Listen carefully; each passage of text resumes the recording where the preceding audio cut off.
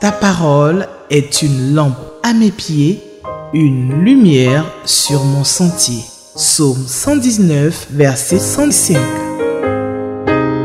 La méditation.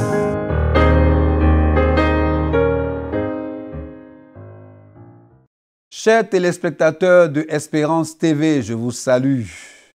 Espérance TV est la télévision de l'Église méthodiste unie de Côte d'Ivoire. Notre méditation de ce mardi 3 octobre 2023 sera tirée de Ésaïe 5, des versets 8 jusqu'au verset 30. Je lis la parole de Dieu dans la version Louis II. Prions le Seigneur pour la lecture de sa parole, s'il vous plaît. Seigneur, je te prie de bénir cette méditation, que ton nom soit glorifié, que ton nom soit exalté. Merci pour les téléspectateurs qui nous suivent. Merci pour ce partage de ta parole. Ta parole ne retourne pas à toi sans avoir produit un effet particulier dans les vies. Bénis ta parole au nom de Jésus-Christ. Amen. Nous partons à l'observation. Je vais d'abord lire la parole de Dieu. Malheur à ceux qui ajoutent maison à maison et qui joignent champ à champ, jusqu'à ce qu'il n'y ait plus d'espace et qu'ils habitent seuls au milieu du pays. Voici ce que m'a révélé l'Éternel des armées. Certainement, ces maisons nombreuses seront dévastées. Ces grandes et belles maisons n'auront plus d'habitants. Même 10 arpents de vigne ne produiront qu'un batte. Et un homer de semences ne produira qu'un épha.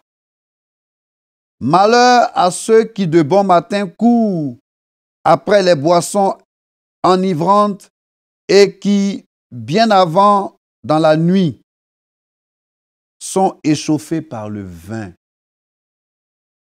La harpe et le luth, le tambourin, la flûte et le vin animent leur festin.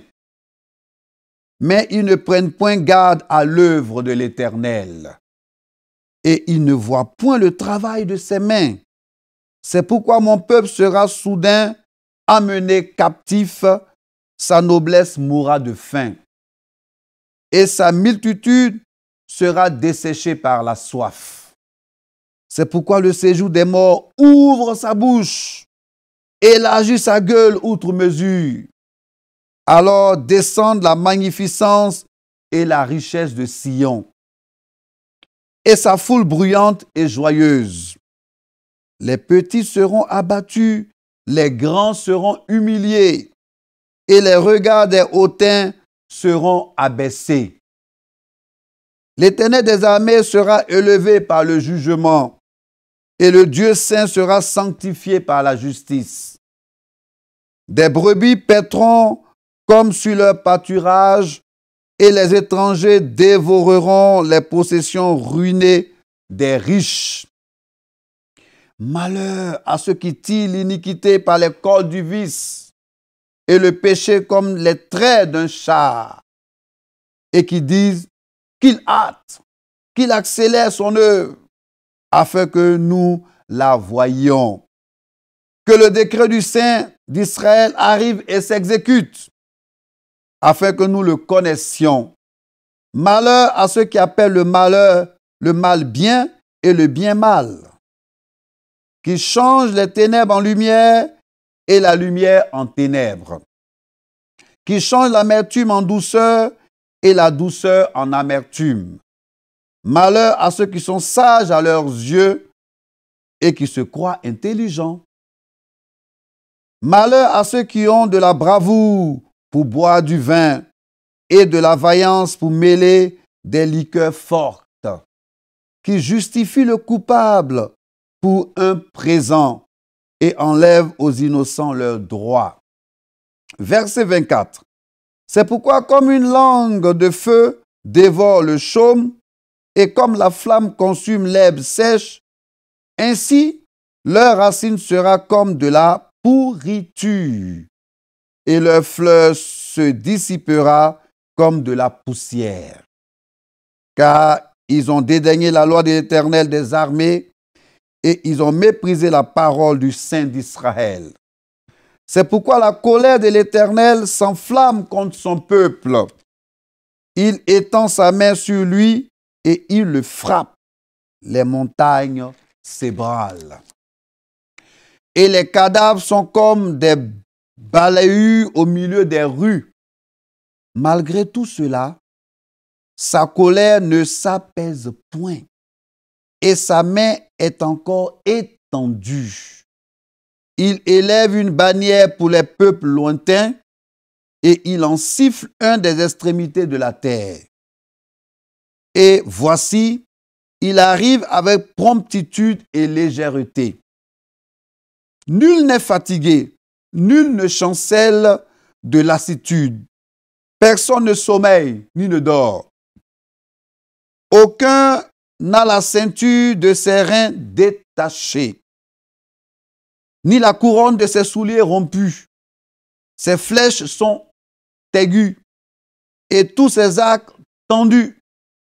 Les sabots de ses chevaux ressemblent à des cailloux et les roues de ses chars à un tourbillon. Verset 29. Son rugissement est comme celui d'une lionne. Il rugit comme des lionceaux. Il gronde et saisit la proie. Il emporte et personne ne vient à son secours. Verset 30. En ce jour, il y aura près de lui un mugissement, comme celui d'une tempête sur la mer. En regardant la terre, on ne verra que ténèbres, avec des alternatives d'angoisse et d'espérance. Au ciel, l'obscurité régnera. Alors, comme nous avons pu le constater, c'est un long texte. Plusieurs versets, nous avons lu plusieurs versets. Nous avons lu donc du verset 8 jusqu'au verset 30. Beaucoup de versets. Alors passons donc à l'observation. Le texte parle de la colère de Dieu. Le texte parle aussi de la vanité de l'homme à amasser, amasser et amasser.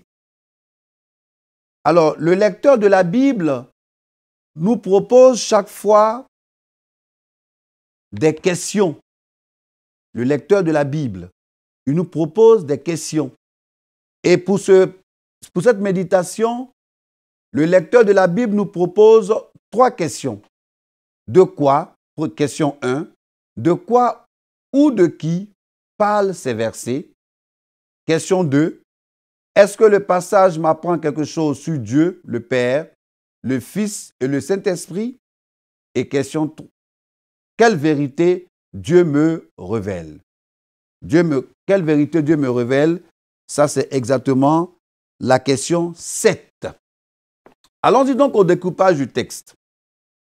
Du verset 8 au verset 23, le prophète prononça 6 malheurs, des jugements contre le peuple parce qu'il refusait de lui répondre.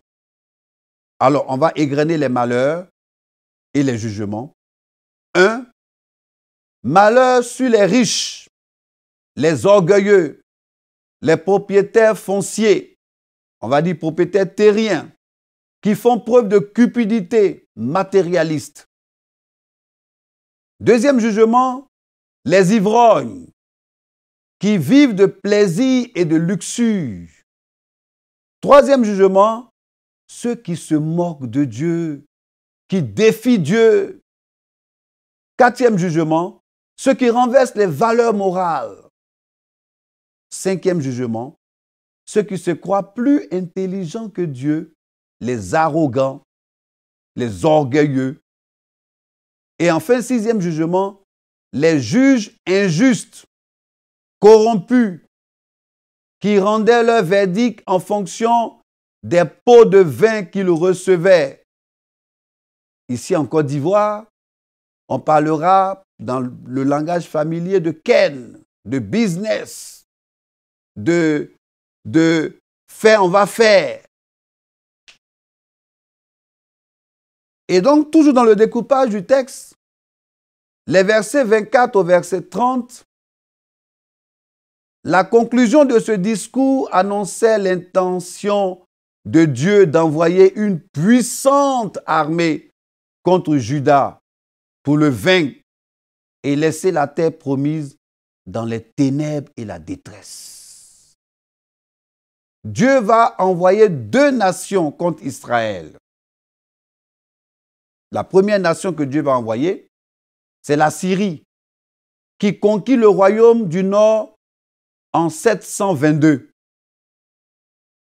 Et la deuxième nation, c'est Babylone, qui envahit Jérusalem en 586.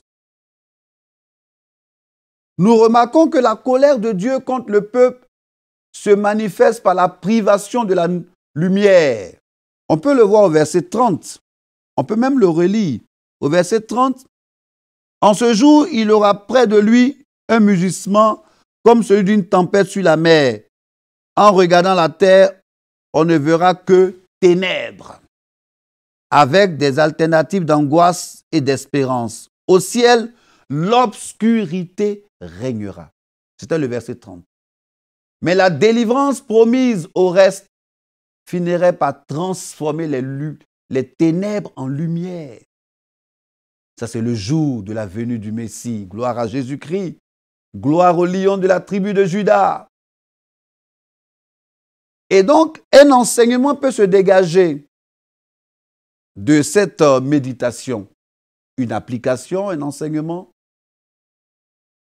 une prière même. Seigneur, donne-moi de mener une vie qui me mette à l'abri de ta colère. Chers téléspectateurs, vous qui nous suivez, vous êtes sur Espérance TV et notre méditation était tirée de Ésaïe 5, les versets 8 jusqu'au verset 30. Alors, les 3 questions que le lecteur nous a posées, vous pourrez à la maison chez vous retenir les différentes applications de ces 3 questions. Quant à moi, nous allons nous arrêter là et je vais vous dire merci d'être resté sur Espérance TV. Et donc, toute l'équipe se joint à moi pour vous dire que l'espérance de la vie, c'est sur Espérance TV. Shalom. Nous avons commencé par la prière, nous allons terminer par la prière. Prions le Seigneur, s'il vous plaît. Seigneur, merci pour ces versets que nous avons parcourus. Ta parole est une lampe à nos pieds et une lumière sur notre sentier. Et tu dis que comment le jeune homme rendra-t-il pur son sentier? Tu dis c'est en se dirigeant d'après ta parole. Merci pour cette méditation.